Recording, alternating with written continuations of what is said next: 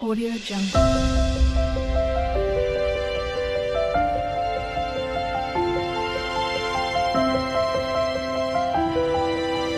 Audio Jungle. అందరికీ నమస్కారం. నా పేరు Niharika. Welcome to my Niharika's story Telugu world ఛానల్కి. ఈరోజు ఇంకొక మంచి స్టోరీతో మేము ముందుకు వచ్చేసాను. స్టోరీ పేరు ఏంటంటే సారీ చెప్పాలని. ఆ స్టోరీని రచించిన వారు అనన్య గారు. మీకు గనక నా వీడియోస్ నచ్చినట్టయితే please like, share, comment and subscribe my channel. ఈ ప్రీవియస్గా రాణి హారం వీడియోని కూడా చెప్పాను, చూడకపోయింటే అది కూడా చూసేసేయండి. ఇంకెందుకు ఆలస్యం, వీడియోలోకి వెళ్ళిపోదాం. ఇంకోసారి దాన్ని చూడొచ్చు కదా అని ఆ పెద్ద ఆయన అన్న మాటలే రాజేష్ చెవులో ధ్వనిస్తూ ఉన్నాయి. బైక్ నడుపుతున్నాడు కానీ చుట్టూ నడుస్తున్న వాహనాల రోద, హారన్లు ఇవేమీ తనకి వినిపించట్లేదు. ఆ పెద్ద ఆయనే గుర్తొస్తున్నాడు. ఈ మధ్య రాజేష్కి ఆఫీస్లో పని ఎక్కువయింది.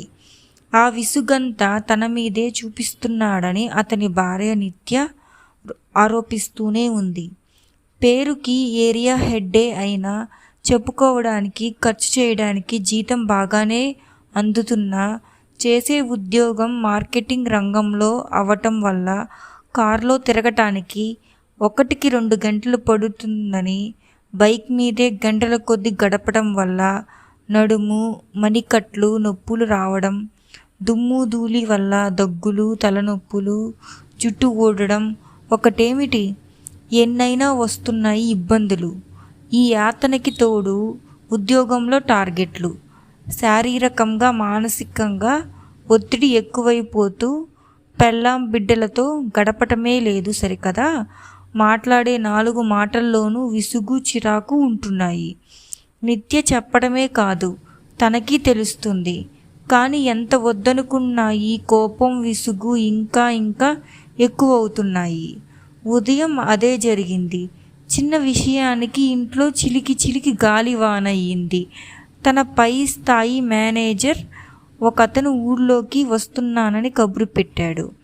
అతనికి పిల్లనిచ్చిన మామగారు ఏదో సర్జరీ కోసం ఈ ఊర్లో ఆసుపత్రిలో చేరారని, ఆయన్ని చూడడానికి వస్తున్నానని, రాజేష్ కూడా అక్కడికే వస్తే ప్రాజెక్టు విషయాలు అక్కడే చర్చించమని చెప్పాడు. అసలే టార్గెట్లు అవటానికి టైం తక్కువ ఉందని టెన్షన్లో ఉంటే అతన్ని కలవటానికి ఒక రోజంతా వృధా అయిపోతే ఎలా? పైగా ఆ ఆసుపత్రి ఊరికి ఆ చివరన ఉంది. రాను పోను 4 గంటలు పోతాయి. ఇక అక్కడ చర్చలంటే ఇంకో 4-5 గంటలు పట్టేస్తాయి. కానీ ఇప్పుడు రానని అనలేని పరిస్థితి. ఇంకో నెలలో రివ్యూ మీటింగులు ఉంటాయి.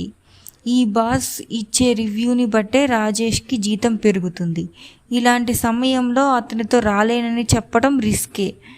దాంతో చేసేదేం లేక వెళ్దామని నిర్ణయించుకున్నాడు.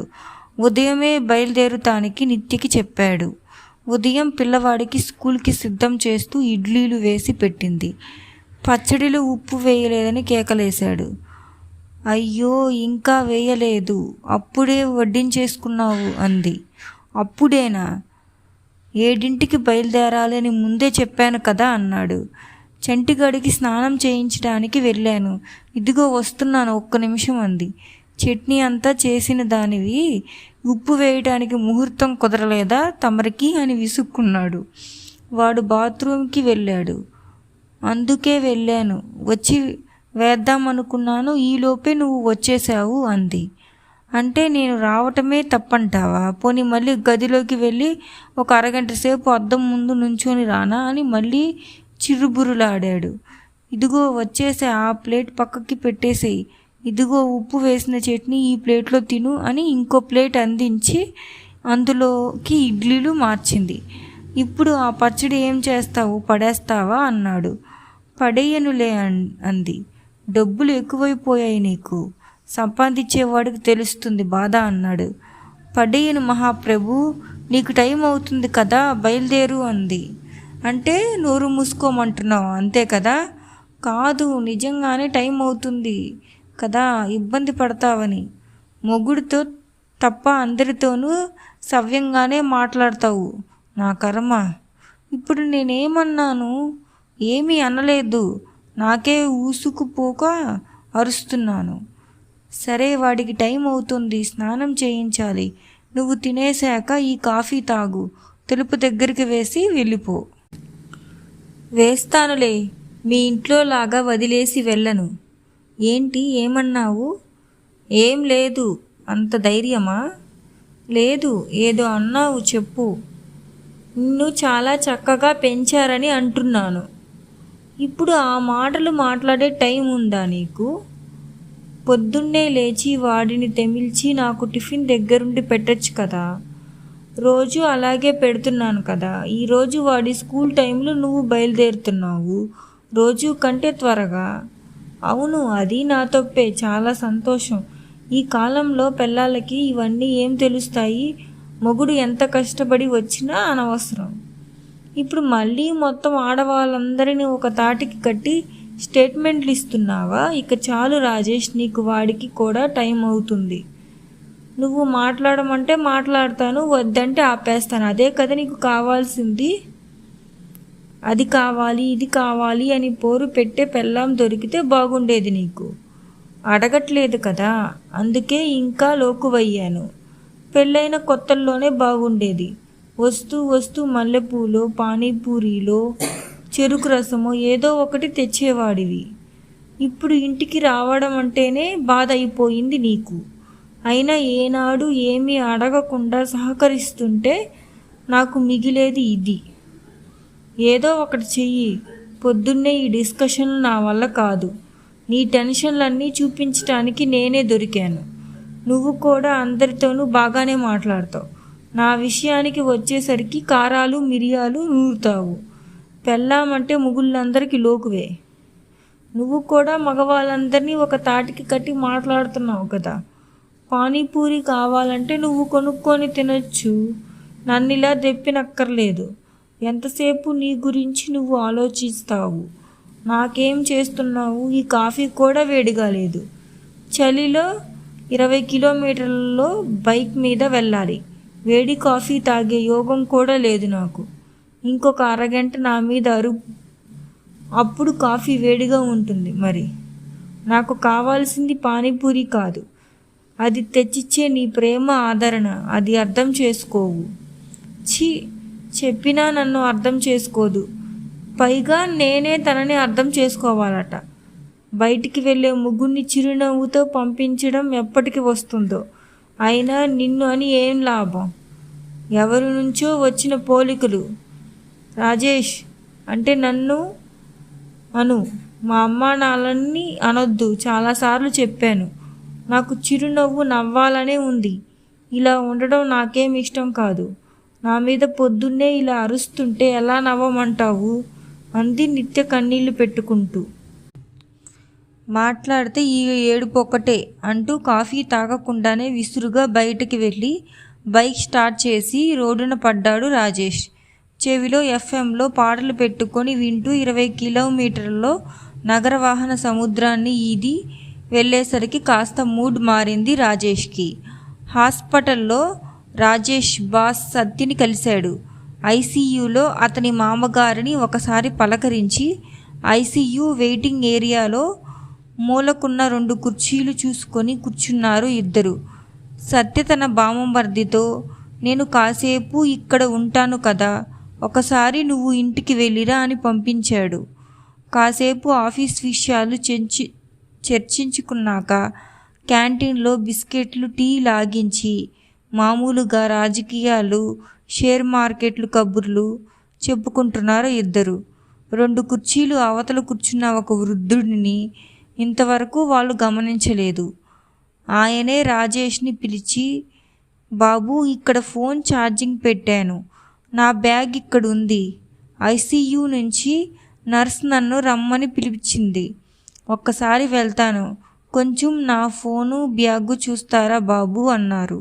రాజేష్ వాచ్ చూసుకుంటూ, నేనిక్కడ ఇంకో అరగంట మాత్రమే ఉంటానండి, ఈయన కూడా ఇంకా బయలుదేరుతారు అన్నాడు.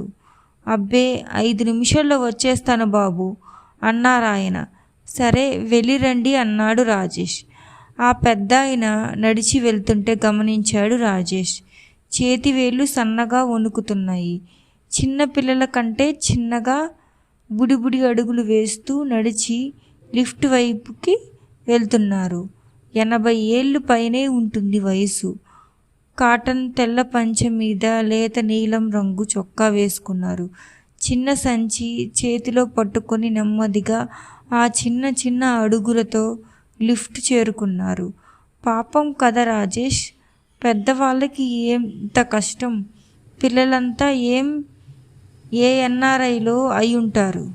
ఐసీయూలో ఉన్నది ఆయన భార్య అయ్యుంటుంది అన్నాడు సత్య. అయ్యుండొచ్చు అన్నాడు రాజేష్ ఏదో ఆలోచిస్తున్నట్టుగా తల ఊపుతూ.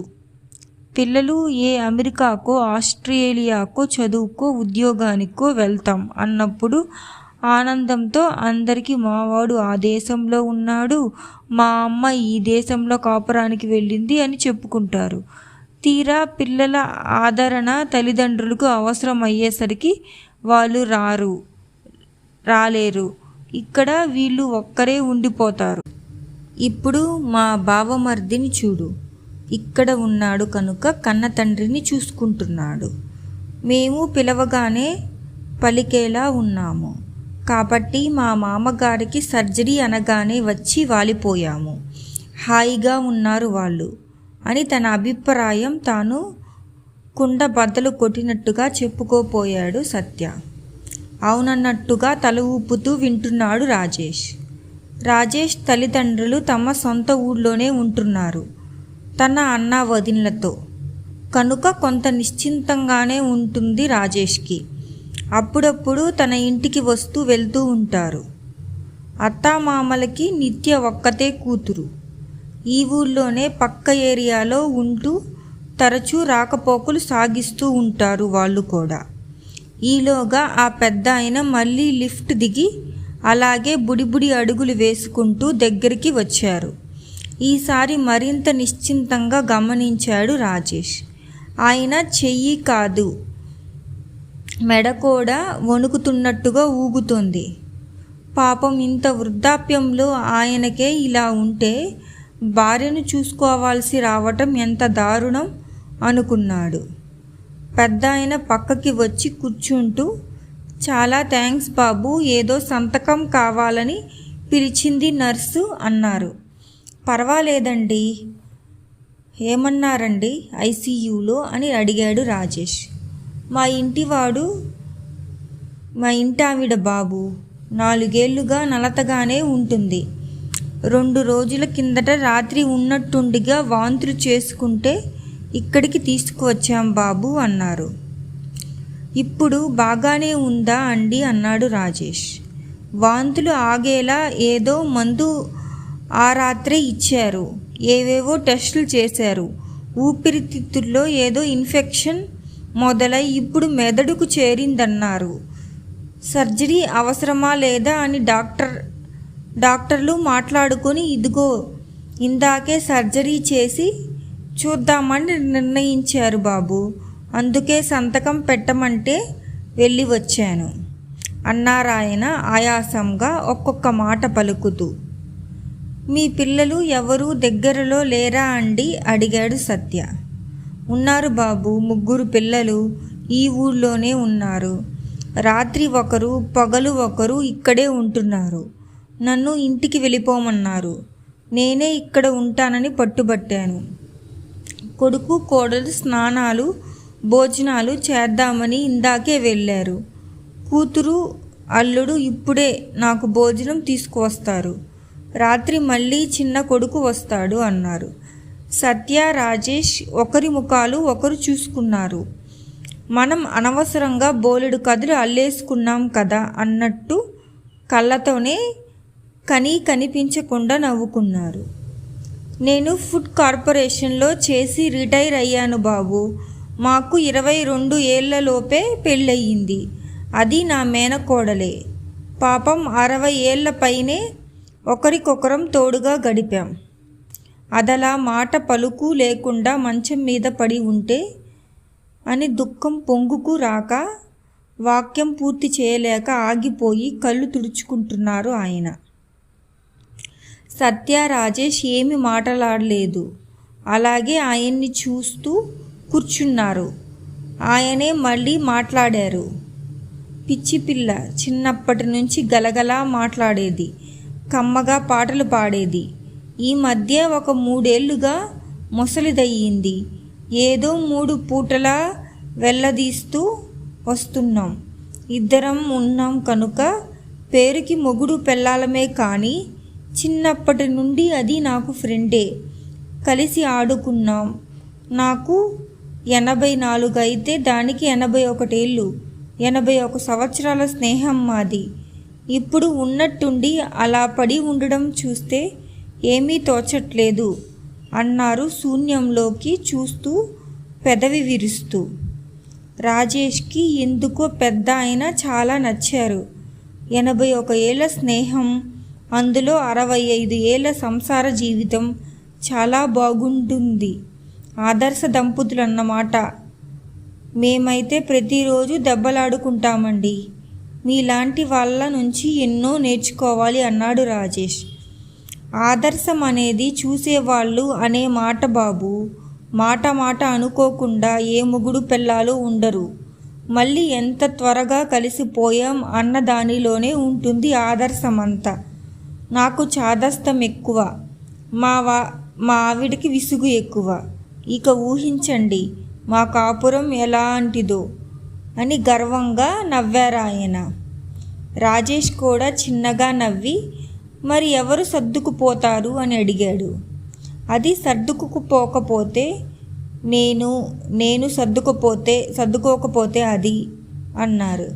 ఇందులో ప్రత్యేకంగా చెప్పాల్సింది ఏముంది అన్న సర్వంతో ఎవ్వరూ సర్దుకోకపోతే అన్నాడు సత్య. ఇద్దరం కలిసి సర్దుకుపోవటమే. జీవితం చాలా చిన్నది బాబు. మనం చూస్తుండగానే ఎదుగుతాం. పెళ్ళిళ్ళు అవుతాయి, పేరంటాలు అవుతాయి, పిల్లలు, వాళ్ళ చదువులు, వాళ్ళ పెళ్ళిళ్ళు, మనములు, ఇలా రెప్పపాట్లు అందరం కైలాసయాత్ర చేయాల్సిందే. కోపాలతో కాలక్షేపం వల్ల ఏం మిగులుతుంది అన్నారు. మీకు కోపం రాదా అని అడిగాడు రాజేష్. ఎందుకు రాదు? దుర్వాసురుడి పక్క సీటు నాదే. మొన్న 4 రోజుల క్రితం దాన్ని ఊరికే కోప్పడ్డాను. 4 సార్లు పిలిచినా పలకలేదని వినికిడి తగ్గిన మనిషిని పట్టుకొని వినపడనందుకు కేకలేస్తే దానికి మనసు చివుక్కుమనదా?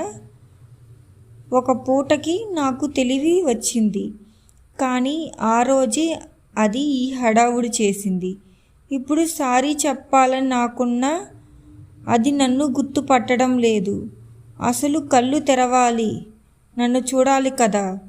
సారీ చెప్పగలనో లేదో అంటూనే ఆయన కళ్ళ నీళ్ళు పరవంతం అయ్యారు.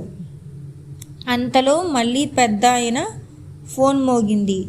మాట్లాడాక, నర్సుకి ఈ పాత ఫైలు కావాలట, ఇచ్చేసి వస్తాను. ఇంకోసారి బ్యాగు కనిపెట్టు ఉండండి బాబు అంటూ లేవబోయారు.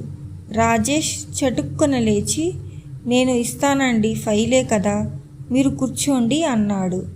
అలా కాదులే బాబు, ఆ వంకన ఇంకోసారి దాన్ని చూడొచ్చు కదా అని అంటూ ఆ చిన్న చిన్న అడుగులతో వణికే చేతులు కాళ్ళతో లిఫ్ట్ వైపుకు నడిచారు. కాసేపటికి సత్య బావమరిది వచ్చాడు. సత్య మరోసారి తన మామగారిని పలకరించి బయలుదేరిపోయాడు. రాజేష్కి పనులు ఉన్నా పెద్దాయన పిల్లలు వచ్చే వరకు తోడుగా ఉండాలనిపించింది. ఆగాడు. ఇంకాసేపట్లో వాళ్ళు వచ్చారు. డాక్టర్తో మాట్లాడారు. సర్జరీ వల్ల లాభం లేదని, ఇన్ఫెక్షన్ బాగా పాకిపోయిందని, ఇంకొన్ని గంటలే ఆవిడికి ఉన్నాయని వాళ్ళు తండ్రికి చెప్పారు. కూతురు వెక్కి వెక్కి ఏడుస్తోంది. కోడలు ఆవిడను ఓదార్చుతోంది. అల్లుడు కొడుకులు డాక్టర్లతో మాట్లాడుతున్నారు. పెద్దాయన అలాగే కుర్చీలో కూలబడిపోయారు. ఈసారి ఆయన ఏడవడం లేదు. ఆయన చెప్పవలసిన సారీ చెప్పలేకపోయినందుకు బాధపడుతున్నారు. చిన్నతనంలో ఆవిడతో ఆడుకున్నవి గుర్తు చేసుకుంటున్నారా? పెళ్ళయ్యాక కలిసి పడిన సుఖదుఖాలను ఏమైనా తలుచుకుంటున్నారా? బతికించమని దేవుడిని కోరుకుంటున్నారా? ఆయనకే తెలియాలి. ఏమో, బహుశా ఆయనకి కూడా తెలియదేమో. శూన్యంలోకి చూస్తూ అలా ఉండిపోయారు. ఆవిడికి ఏమైనా అయితే ఆయన ఒంటరి అయిపోతారు. కంటికి రెప్పలా చూసుకునే పిల్లలు ఉన్నారని తెలుస్తోంది. కానీ పిల్లలు పిల్లలే, ఆవిడే. ఆ స్నేహితురాలు లేని లోటుని ఎవ్వరూ తీర్చలేరు కదా. ఇక బయట చీకటి పడుతోంది. 20 కిలోమీటర్లలో వెళ్ళాలి కనుక ఆయన్ని పిలిచి, బాబాయ్ గారు, పిన్ని గారికి ఏమీ కాకూడదని కోరుకుంటున్నాను, కంగారు పడకండి అన్నాడు. దేవుడే కాయాలి బాబు, వెళ్ళిరండి అన్నారు హ్యాండ్ షేక్ ఇస్తూ. రాజేష్ కాలింగ్ బెల్ కొట్టగానే నిత్య నవ్వు ముఖంతో తలుపు తీసింది. లోపలికి వెళ్ళి హెల్మెట్ తీసిన వెంటనే మంచినీళ్ళు ఇస్తూ, సారీ రాజేష్, పొద్దున్న ఏదో హడావుడి టైం అవ్వటం వల్ల నేనే పిచ్చిదానిలా నిన్ను అంటున్న నిత్య నోటికి చూపుడు వేలు అడ్డుపెట్టి అన్నాడు. తనతో తెచ్చిన క్యారీ బ్యాగ్ తీసి ఇచ్చాడు. నిత్య తనకిష్టమైన పానీపూరీల వాసనని మనసారా పీల్చి చిరునవ్వుతో నవ్వింది. తిరిగి చూసేసరికి టేబుల్ మీద పొగలు కక్కుతున్న తాజా కాఫీ కప్పులోంచి నురగను జుర్రుకుంటూ నిత్యకి కన్ను కొట్టాడు రాజేష్. ఇదంటి స్టోరీ. మీకు కనుక నా వీడియో నచ్చినట్టయితే please like, share, comment and subscribe my channel. Thanks for watching my video.